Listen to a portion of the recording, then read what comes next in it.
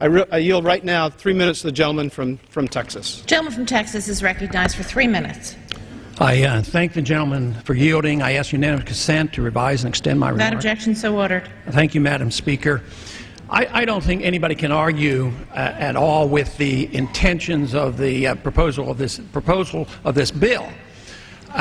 There's no question that cigarettes are very, very harmful.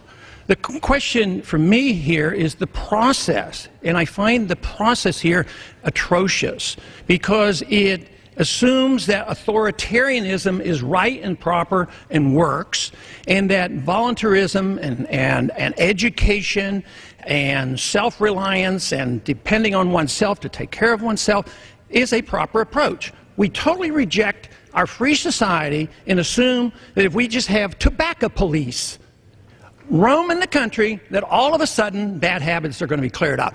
We're dealing with bad habits, and these are bad for health. But let me tell you, I could bring you a list here of dozens and dozens of things that bad habits lead to death. Matter of fact, one of the things that we ought to consider is, how many people die from our drug war? We have a drug war because about 3,000 people die from the use of illegal drugs. So we have a drug war going on, and tens of thousands of people die. And it's so exasperating at times because we always have two proposals here, or we have two ways of solving problems or dealing with things. With tobacco, for decades, what did we do? We subsidized tobacco, and now we want to prohibit tobacco. Why don't we just let the people decide? This whole idea that you either have to subsidize something or prohibit something shows a shallowness that I think that we ought to challenge. One part of this bill that I find particularly bad, but it is pervasive in so much of what we do. About 100 years ago, we took the First Amendment and the freedom of speech and chopped it into two pieces. We have political speech. Of course, we like that. We're in the business of politics. But we take commercial speech and we put it over here. And we regulate the living daylights out of commercial speech. That's not a First Amendment. That's chopping freedom in half. And that just leads to more problems. But this will lead to prohibition. And it won't work. And this will just give us a lot more trouble. You say, well, how will these problems be handled if we just permit people to advertise?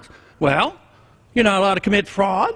You're not allowed to commit slander. You're not allowed to commit any libel or slander or fraud. So there are prohibitions.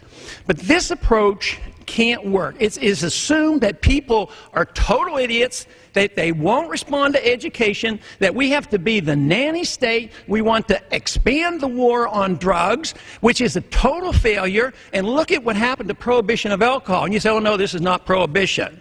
It is going to be prohibition. It's a form of prohibition, and when you have prohibition or even approach prohibition, what do you create? You create the black market. We will see the black market come. Already the taxes are opening up the doors of the black market. All I ask for is people to reconsider, believe that freedom and self-reliance and individualism can solve these problems a lot better than a bunch of politicians and bureaucrats and tobacco police here from Washington, D.C. Expired. The gentleman from Indiana. I yield myself 30 seconds. The gentleman is recognized for 30 seconds.